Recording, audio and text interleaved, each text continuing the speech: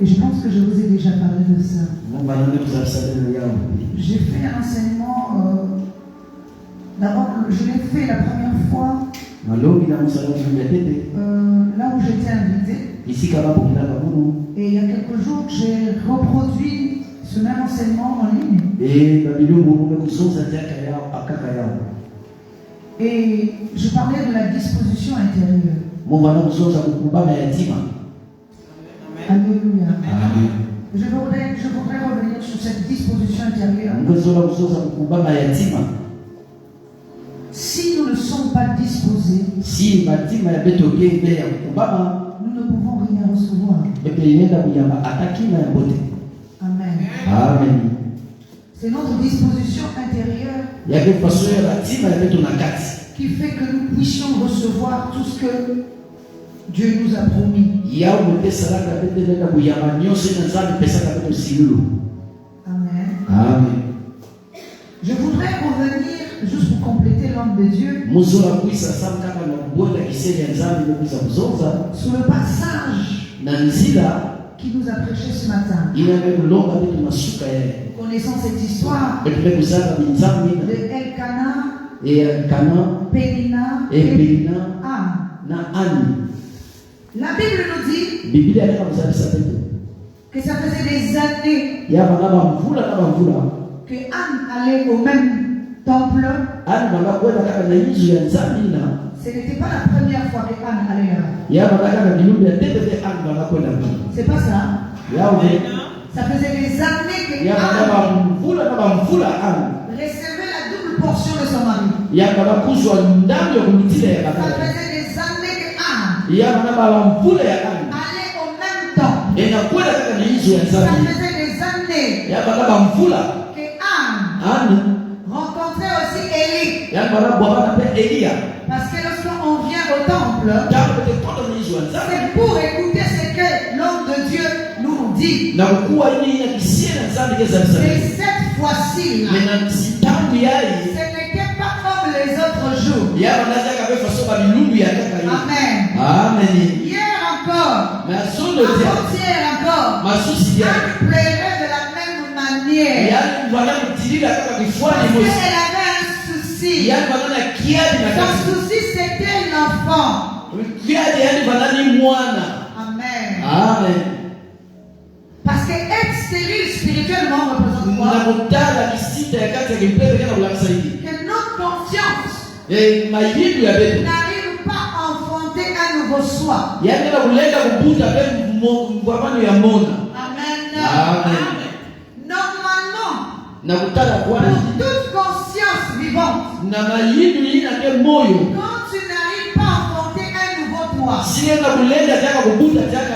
dois pleurer.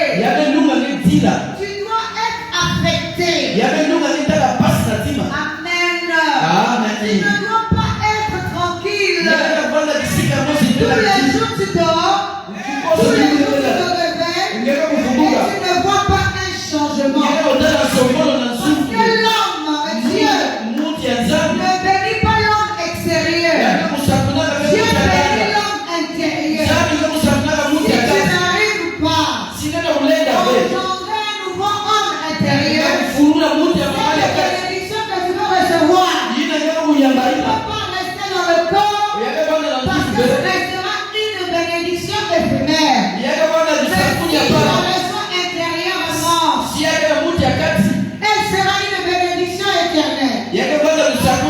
Alléluia. Parce qu'un homme nouveau qui a été renouvelé en toi, devient un récipient. Il est un récipient fort, il est un récipient puissant. Il peut recevoir la bénédiction, garder la bénédiction, protéger la bénédiction, exercer la bénédiction, répandre la bénédiction autour de lui. Amen. Oui. Écoutez, il est dit dans la parole de Dieu que Dieu déverse l'huile sur la tête d'Aaron. Cette même huile descend sur la barbe d'Aaron. Ensuite, elle descend sur le Amen. Amen. C'est-à-dire que Dieu commence par donner la bénédiction à la tête. Alléluia. Ensuite, pour les autres serviteurs. Ensuite, tous les autres membres du corps. Représentés par la robe. Alléluia. Amen. Si nous ne sommes pas disposés, il ne coulera jamais sur la tête. Il ne descendra pas sur la barbe, ni sur le vêtement. Amen. Amen. Dis Amen. Je ne parle pas de l'huile ici. Je ne parle pas de l'huile physique. Je suis en train de te parler non seulement de l'onction divine qui doit commencer à agir depuis la tête pour descendre sur les serviteurs et ensuite sur les membres de l'église. Amen. Parce que nous tous, nous devons bénéficier de la même grâce, de la même bénédiction, de la même onction. Alléluia. Amen. Acclame le Seigneur.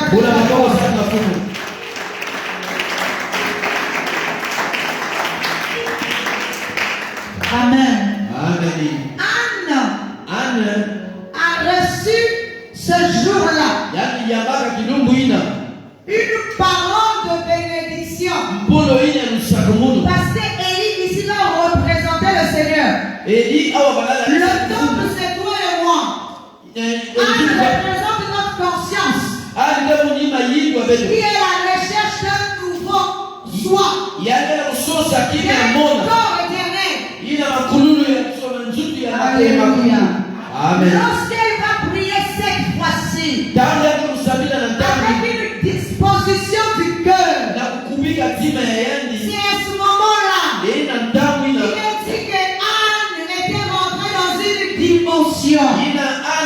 Cette dimension était comme une ivresse dans sa vie. La dimension de l'ivresse, ce n'est pas de la boisson physique, c'est une dimension spirituelle qui l'emmenait à être sous le spirituel, à être disposé. Amen. Est-ce que vous savez que dans la vie, Amen. Oh, j'aimerais qu'on acclame pour Maman Patricia. On acclame pour Maman Patricia. Emmenez-la devant. Sois la bienvenue sur le nom de Dieu. Amen, amen, amen. Donc je disais,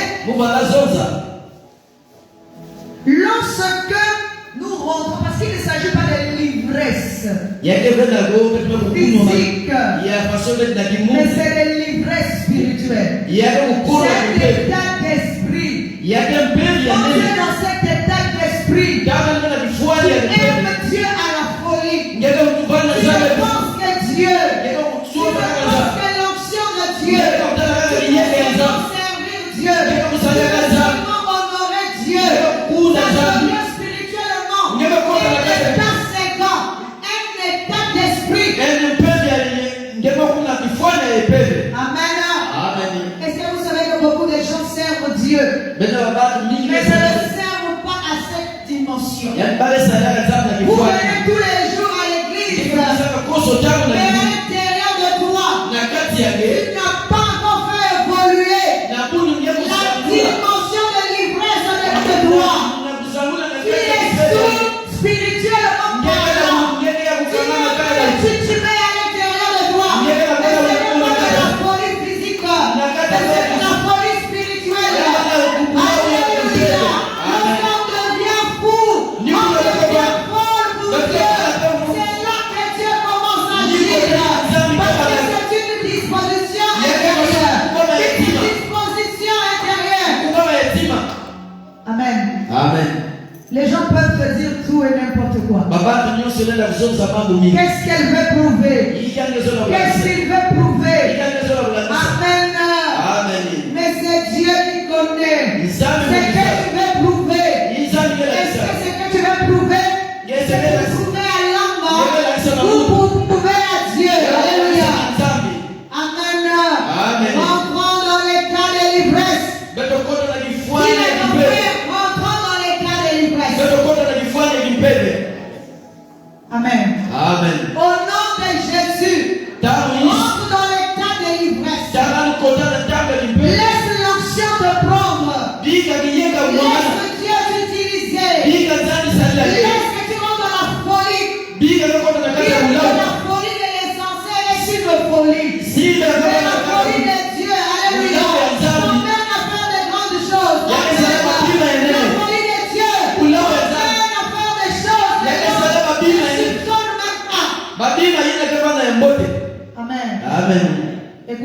un moment donné, ya bana kama tangu Élie vient éprouver Eli amekuza kulabisa Anne ani en lui disant, na kuzabisa yani tu es saoul.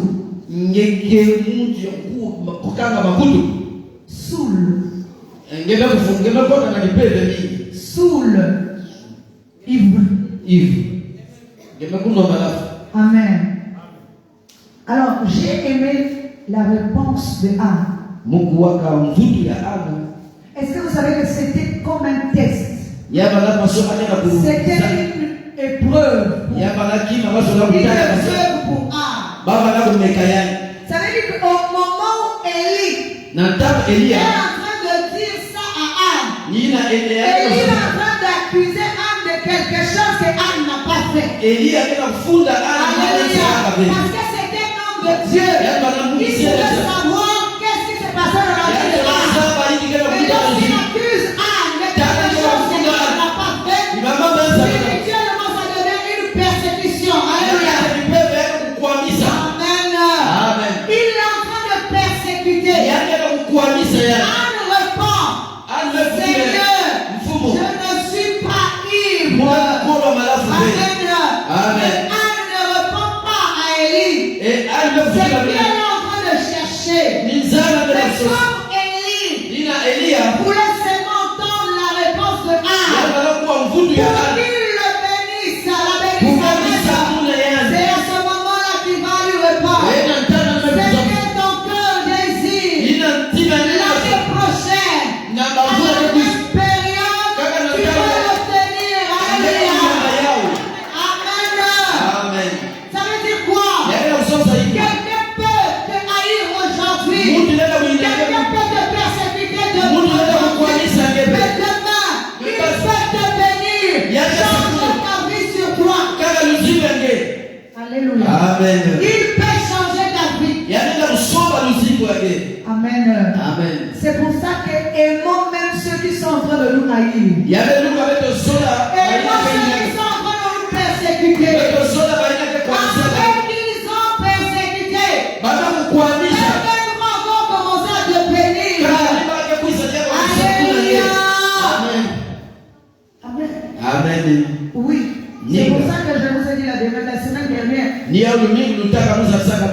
Je vous ai dit que 2 valent mieux que 1.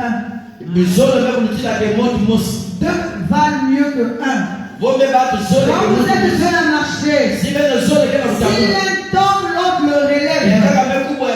Mais si tu es tout seul à marcher, lorsque tu tomberas, qui va te relever? Mais si vous êtes 2 à marcher, je ne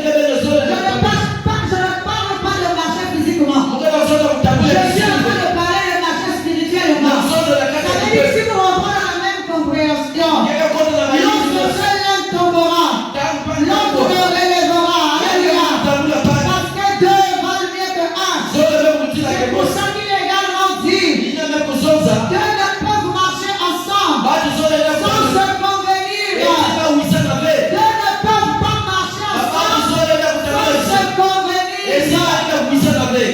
Il faut que tu te comprennes. Pas de manière physique, mais de manière spirituelle. C'est pour ça, lorsque tu es en train de marcher avec quelqu'un, même dans le sens physique, emmène la personne à comprendre les choses spirituelles. Pour que vous ayez une même marche, une même compréhension des choses, afin qu'il ne te haïsse plus, et toi non plus tu ne le haïsses plus. Parce que d'abord toi et toi-même, vous devez marcher ensemble. Amen. Amen. La disposition du cœur. La dernière fois, je vous ai dit que j'ai retenu 5 dispositions du cœur. La première disposition est la prise de conscience. Si un homme qui est né dans le monde, tout homme qui est né dans le monde, il naît d'abord dans un état d'esprit charnel ou animal. Quand il va commencer à entamer une marche pour aller vers l'homme spirituel, il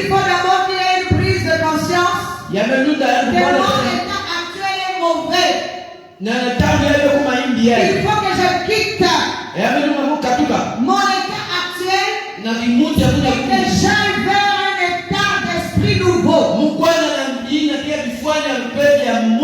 Amen. C'est pour ça que la parole de Dieu nous dit. Dieu a dit à Abraham, quitte le pays de ton père et de ta mère, dans un pays que je te donnerai en possession. Ça veut dire quoi? Quitte la nature actuelle. Quitte la mer actuelle. La terre. La nature. L'état d'esprit d'aujourd'hui. Va vers un pays nouveau. Que je te donnerai en possession. La Bible dit, pourtant c'est Abraham qu'on a promis le pays de Canaan. Mais ce n'est pas Abraham qui est rentré dans le pays de Canaan. Mais c'est la postérité d'Abraham. Ça veut dire quoi? Pas l'ancien toi qui rentrera dans cet état d'esprit. Mais le nouveau toi, l'homme nouveau qui va rentrer dans le pays de la bénédiction. Il faut te renouveler afin que la bénédiction ait un impact dans ta vie. Alléluia. Amen. Amen. Oui. La première disposition, c'est la prise de conscience. Et là où je suis là spirituellement, ce n'est pas bon. Il faut que je quitte cet état d'esprit. Je ne raisonne pas bien. Je ne comprends pas les choses correctement. Je ne marche pas correctement avec Dieu. Je n'obéis pas à Dieu. Tout ça, c'est la prise de conscience. Tant que tu n'as pas cette prise de conscience, tu ne peux pas changer. Tu vas continuer à vivre dans ton intellectualisme d'aujourd'hui, dans ton égocentrisme. Alléluia. La prise de conscience, c'est une première disposition. Amen. La deuxième prise de conscience physique. Alléluia. La deuxième prise de conscience de la disposition intérieure, c'est la réception. Comment vas-tu recevoir Dieu au-dedans de toi? Comment nous recevons Dieu? Il y a une disposition intérieure. La Bible nous donne cet exemple. Par la Sunamite qui devait recevoir Élisée chez elle. Elle a fait une sorte de disposition intérieure. Elle a construit une chambre haute. Ça veut dire une haute estime de Dieu.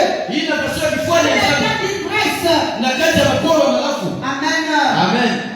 Ensuite, elle a mis dans cette chambre haute un lit. Elle a mis une table, une chaise, un chandelier. Alléluia. Pourquoi un lit? Il faut que dans ta disposition, que Dieu trouve du repos de l'eau de toi. Ne sois pas une femme querelleuse qui se plaint tous les jours, qui ne laisse pas Dieu en repos, qui veut déléguer le pouvoir, de marcher sur le serpent et les scorpions. Ne dérangeons pas Dieu tout le temps. Il a la capacité de te mettre debout, de combattre toi-même.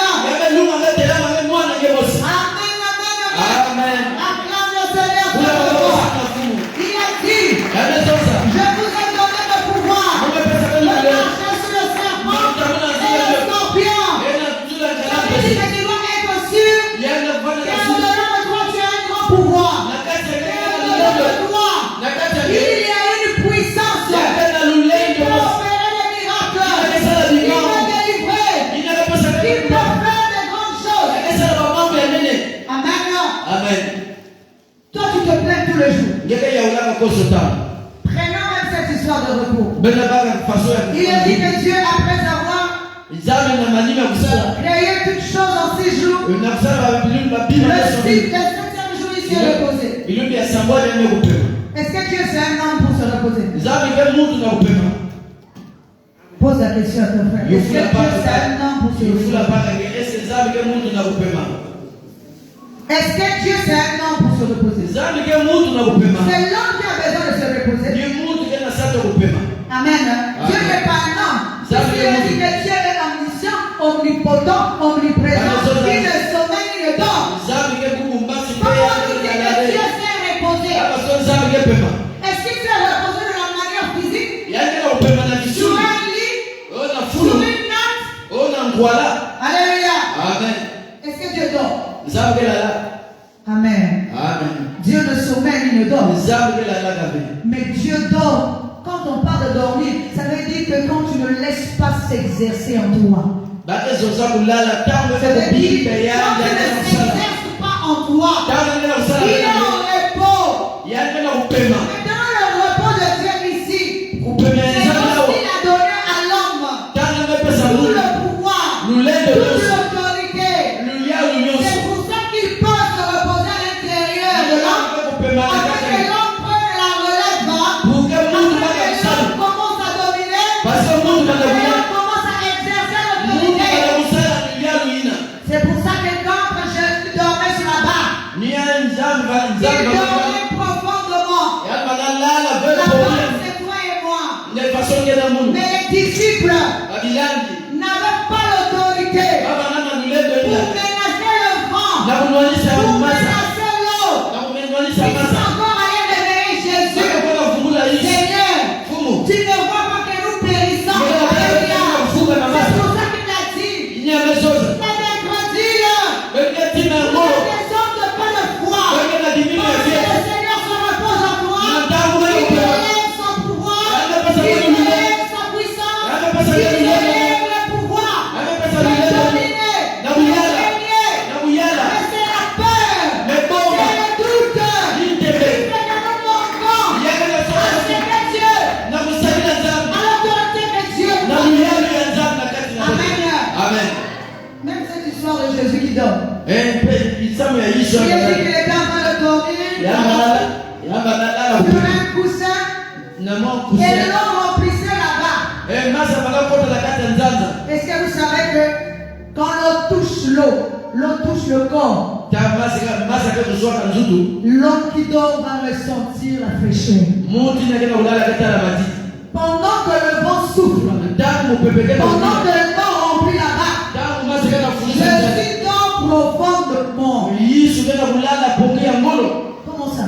Il est omniscient, omnipotent, omniprésent. Il voit tout, il entend tout. Amen. Ne savait-il pas qu'il devait avoir le vent qui allait souffler? Ne savait-il pas que l'eau devait rentrer dans la pourquoi dormait-il profondément? C'est parce que la barque, c'est toi et moi. Il est au milieu de nous au repos. Il veut que nous puissions exercer le pouvoir que nous avons levé. Contre vent, contre marée, tout ce qui manque, c'est le pouvoir diabolique. Tu as autorité sur tout pouvoir diabolique. Tu as autorité. Ne dérange pas le Christ au-dedans de toi. Mais sois sûr du pouvoir qui t'a légué. Alléluia. Amen. Acclame le Seigneur.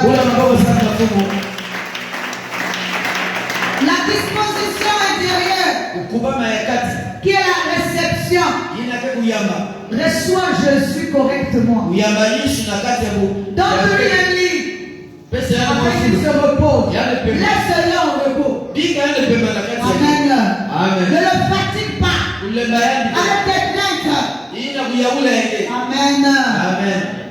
Il a dit qu'elle a préparé une chaise. La chaise ici, c'est lui donner la première place. Et toi, tu t'effaces.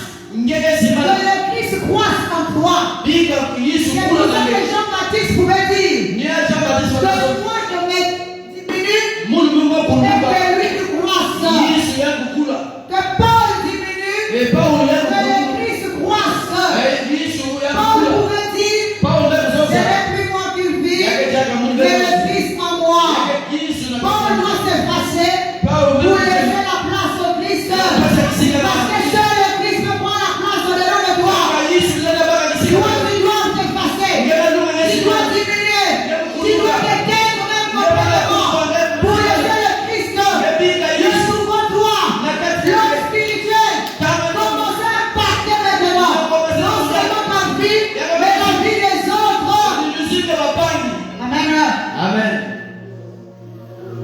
Après, il dit une table. Pourquoi la table? Parce que tout ce qui a été posé là n'a pas été posé par hasard.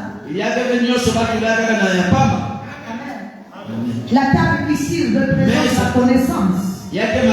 Parce qu'il est dit dans la parole de Dieu que leur table soit pour eux un piège. Mais la table physique peut être un piège pour quelqu'un. La table ici, c'est la connaissance de Dieu. Toute connaissance mauvaise sera pour quelqu'un un piège. Alléluia. Si tu manges à la table de Satan, Satan finira par te détruire lui-même. Et si tu manges à la table de Dieu, Dieu te donnera la vie. Et parce que la table de Dieu, Amen, c'est lui-même qui dresse cette table. C'est pour ça qu'il dit, voici je me tiens à la porte. Je frappe. Quiconque entend ma voix, ouvre la porte. J'entrerai chez lui, je souperai avec lui, et lui avec moi. Amen. La connaissance de Dieu, c'est la table que dresse Dieu. Il est dit qu'il dresse devant les ennemis une table. Amen. Cette table, c'est Dieu qui dresse ça. C'est la connaissance de Dieu. La connaissance de Dieu, c'est Dieu qui la donne. Amen. Et à l'intérieur de chacun de nous, lorsque nous sommes disposés, nous entendons la voix du Seigneur nous parler. Amen. Recevons Dieu correctement. Donnons-lui une table. C'est la connaissance. Est-ce que vous savez que Dieu, pour bénir quelqu'un, il faut que lui aussi mange? Alléluia. Amen. Vous allez me dire que Dieu ne mange pas. C'est pas ça. Dites-moi. Vous allez me dire que Dieu ne mange pas. Mais oui, Dieu ne mange pas ce qui est dit. Mais Dieu mange ce qui est dit. Amen. La Bible nous dit que Dieu voulait manger. Et il a vu qu'il y avait un figuier qui n'avait pas de fruits. Alléluia. Il a vu que ce figuier n'avait rien. C'était un figuier stérile. Il a dit couper ce figuier, jetez-le-moi au feu. Alors Jésus est intervenu. Jésus a dit, Seigneur, laisse-moi creuser tout autour du figuier. Je vais mettre du fumier. Je vais mettre de l'eau. L'année prochaine, ce figuier donnera de fruits. Alléluia. Le figuier ici, c'est toi et moi. C'est notre conscience. L'année prochaine, c'est l'homme nouveau. Il faut que l'homme nouveau produise des fruits. Ce ne sont pas les fruits du corps. Ce ne sont pas les fruits physiques. Mais les fruits de l'esprit. Alléluia. C'est les fruits de l'esprit. Les fruits de l'esprit, c'est quoi? La patience, la persévérance, l'amour, la bénédiction, la tempérance, le pardon. Alléluia. C'est ça les fruits de l'esprit. Dieu ne mange pas les fruits humains, mais Dieu mange les fruits de l'esprit. Si Dieu a bien mangé, Dieu va aussi te bénir. Non seulement il te bénira toi, mais il te bénira la millième génération. Amen. Ça veut dire que tu atteindras une capacité de 1000%. Amen. Pourquoi Dieu a réduit l'homme? Est-ce que vous savez que on va dire selon la Bible, il dit que Adam le premier a vécu 930 ans. Ça veut dire qu'il va être le millième. Amen. Il n'a pas tout accompli. Amen. Mais le nouveau homme, Jésus, lorsqu'il arrive sur la croix, il dit j'ai tout accompli. Amen.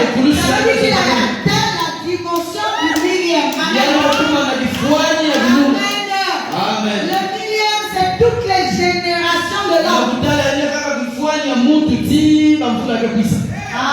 Amen. Amen. Acclame le Seigneur très fort. Il est dit qu'une fois aussi, il y avait aussi le chandelier. Chandelier, ça veut dire, vous voyez le sport qui soutient les bougies. Il y a plusieurs chandeliers. Il y en a qui ont 3 lunes, même une bougie. 2 bougies, 3 bougies. Ça dépend des bougies. Et la nuit, un chandelier. Parce qu'au dehors de toi, tu dois être éclairé. Là où il y a l'obscurité, il n'habite pas. Là où il y a l'ignorance, il habite dans un corps éclairé. Parce qu'il est lumière. Si tu n'es pas un corps éclairé, il ne peut pas se manifester en toi. Il faut que tu sois un corps éclairé. Ça veut dire un corps qui a la compréhension. Amen. Je vous ai déjà expliqué ici que Marie, mère de Jésus, est notre modèle, un exemple. Parce que cette femme a apporté la lumière. Vous savez qu'il est dit que Jésus est la lumière du monde. Bon, maintenant cette femme qui a apporté la lumière, elle est quoi? Si Jésus est la lumière, maintenant le corps qui porte la lumière, elle est quoi? Amen. Elle aussi, elle est une lumière qui porte la lumière au-dedans d'elle. Amen. Elle ne peut pas transmettre la lumière. Si elle-même n'est pas lumière, si elle-même n'a pas conçu la lumière au-dedans d'elle. Et la lumière, c'est la compréhension. Et la lumière, c'est la connaissance. Et la lumière, c'est l'enseignement. C'est pour ça que Jésus dit qu'il est lumière du monde. Éclairant notre esprit.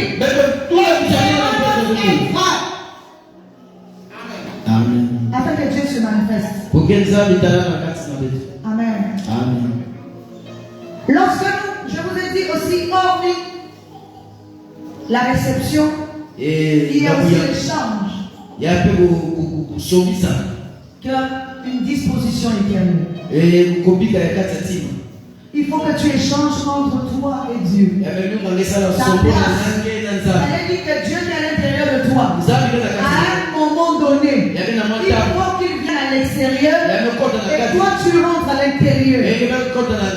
Amen. Il faut que toi tu rentres à l'intérieur et lui aille à l'extérieur.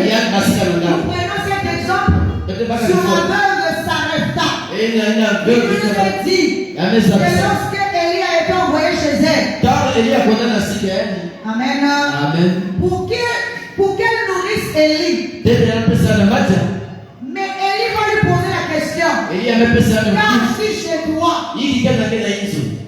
Pas qu'as-tu dans ta main. Qu'as-tu chez toi? Ça veut dire à l'intérieur de toi. Est-ce que tu es conscient de ce que tu as reçu? Chacun de nous avons reçu quelque chose. Est-ce que tu es conscient de ce que tu as reçu? Comment peux-tu nourrir le Seigneur si toi tu ne sais pas ce que tu as? Alléluia. Je vous ai donné l'exemple l'autre jour. Moïse avait un bâton dans sa main. Et Dieu lui a posé des questions. Qu'as-tu dans ta main? Il a répondu, j'ai une verge. C'est ce qu'il avait. Le bâton qu'il avait dans la main. C'est ça son don. Amen. Dieu a utilisé seulement ce qu'il avait. Dieu ne lui a pas donné quelque chose. Mais Dieu l'a utilisé. Ce qu'il avait dans la main. Il a dit, jette ton bâton. Le bâton, il a jeté le bâton. Et le bâton s'est transformé en serpent. Il a dit, saisis le serpent par la queue. Le serpent est devenu encore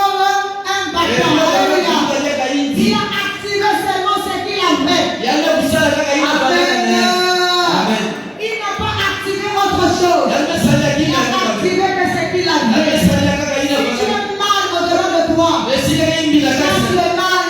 Parce que si le mal est activé, le mal te réclamera. Amen. C'est comme cette femme, quand Élie lui dit, qu'as-tu chez toi? Elle a dit, j'ai un peu de farine et un peu d'huile. Amen. Un peu de farine. Ça veut dire que j'ai, amen, un corps. La farine représente un corps, c'est-à-dire pour faire la part, l'onction, la divinité du restait. Il n'y en avait pas beaucoup. Amen. Mais il dit qu'il m'en reste peu. Un peu de vie, un peu de corps, et le corps formé. Et il lui dit, fais-moi un gâteau. Nous avons un corps. Amen. Et voilà, après qu'il a mangé, c'est là qu'il va venir la femme. Il ne comprendra plus chez toi. Ni farine. Ça veut dire qu'il peut rentrer dans le corps éternel. Dans ce corps éternel, il y a un corps, il y a la divinité encore. Il agit pour toujours. C'est une disposition. Dieu aussi te donnera. Offre-lui ton corps afin qu'il agisse en toi. Et lui demain, il te donnera le corps. C'est ça que ça veut dire. Quatrièmement, parlons de la recette du vouloir. J'ai expliqué ça aussi la dernière fois. Amen. Est-ce que vous savez qu'on peut avoir la foi, mais nous n'avons pas le vouloir? Je vais donner l'exemple de la femme à la perte de sang. Cette femme avait non seulement la foi, mais elle avait le vouloir. Ça veut dire que nous pouvons croire en Dieu, mais nous n'avons pas la capacité de monter. Nous n'avons pas la capacité de croire. Mais nous croyons. Mais tu n'as pas la capacité de croire. Tu es un bébé spirituel. Tu ne deviens pas grand. Amen. Il nous a dit que cette femme a la perte de sang. Parce que Jésus est en train de passer. Elle s'est approchée par elle. Elle a touché le vêtement de Jésus. Amen. La Bible nous dit que Jésus s'est retourné. Amen. Quelque chose d'invraisemblable s'est produit. Il a dit qu'il m'a touché. J'aimerais que tu poses la question à quelqu'un de toi. Est-ce que tu as compris? Demande-lui, est-ce que tu as compris? Il a dit qu'il m'a touché. Jésus connaissait tout et d'avance. Il connaissait même comment s'appelait Zachée. Il était sur l'arbre. Il connaissait le nom de Nathanaël. Il avait vu Nathanaël quand il était sous le pied. Mais pour cette femme-là, il n'a pas su qui elle était. Il n'a pas su à quel moment cette femme devait le rencontrer. Il n'a pas su encore pourquoi cette femme devait le rencontrer. Jésus est surpris. Jésus pose la question. Qui m'a touché?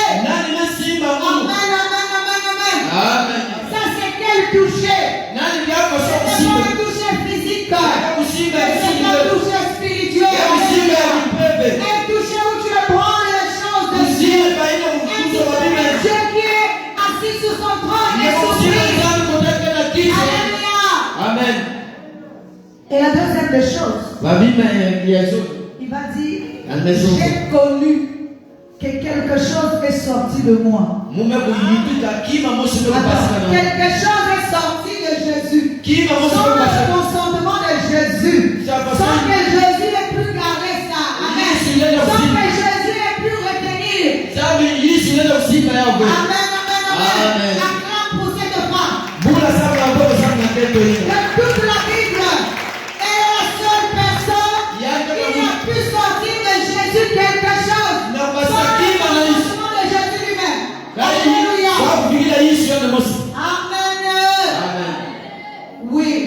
Ninga. Ça veut dire que il y a des touchés. Yake na kusimba na kusimba. Amen. Amen. Elle a touché Yana msimba d'une manière na kifuani qui mosi. a ébranlé le trône de Dieu. Ina kuningisaka kiti ya nzambe. C'est le vouloir.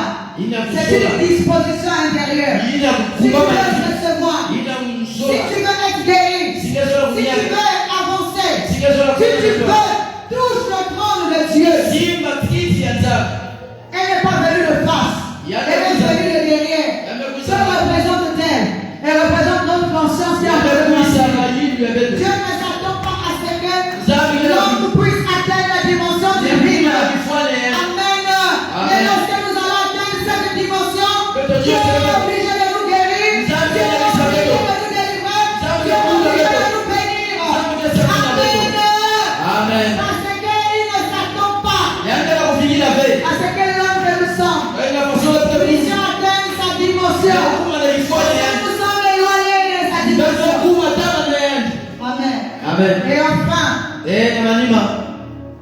nous allons parler de la soumission. C'est une disposition. Quelqu'un qui est soumis à Dieu fait la volonté de Dieu. Et obéissant. Amen. Et vous savez que cet exemple, je l'ai pris dans l'histoire de Marie de Magdala qui était assise au pied du Seigneur. Elle est la seule femme, donc même la seule personne de toute la vie que Jésus a enseigné en privé. Nous pouvons être ici plusieurs personnes. Mais si je me mets avec Papa Paul dans un coin et que je parle avec Papa Paul, ça s'appelle être privé. Amen. Nous sommes retirés. C'est que nous sommes en train de dire là-bas. Personne de vous ne l'entend. Je l'enseigne en privé. Alléluia. Quand Dieu enseigne notre conscience, il enseigne notre conscience en privé. Les gens ne l'entendent pas. Les gens n'entendent pas. Notre esprit n'entend pas. Tout ce qui se passe entre toi et Dieu. Amen. C'est pour ça que la Bible nous dit que Marie de Magdala était la seule personne allée le troisième jour au tombeau. Amen. Tous les disciples allaient marcher avec Jésus. Mais personne d'entre eux n'était allé au tombeau le matin là. C'est parce que Marie de Magdala avait compris que c'était ce jour-là que Dieu, que le Seigneur, que le Maître allait ressusciter. Alléluia. Elle n'était pas allée le premier jour. Elle n'était pas allée le deuxième jour. Mais elle est allée le troisième jour. Comme ce que le Seigneur avait annoncé. Maintenant, le pire dans tout ça, c'est que non seulement elle était au tombeau le troisième jour, mais elle a vu des choses que aucun homme, aucun disciple n'a vu ces choses. Dis Amen. Bon, dis-moi d'avance. Ça là, je n'ai pas encore dit ça ici. Dis seulement. Alléluia. La première des choses, dans une dimension de la Bible, il est dit que Marie de Magdala, lorsqu'elle est rentrée dans le tombeau, elle n'a pas vu Jésus, mais elle a vu un jeune homme assis à la place de Jésus. Dans une autre version, on dit que elle a vu la pierre enroulée. Alléluia. Elle a vu deux hommes. Elle leur a demandé où se trouve mon Seigneur. Alléluia. Ces hommes étaient les anges. Et les hommes ont répondu. Pourquoi cherchez-vous celui qui est vivant?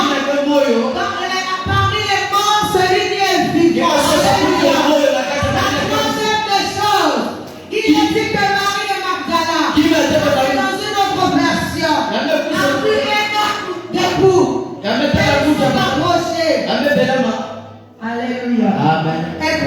c'était un jardinier. Et il a demandé, où avez-vous mis le corps de mon Seigneur?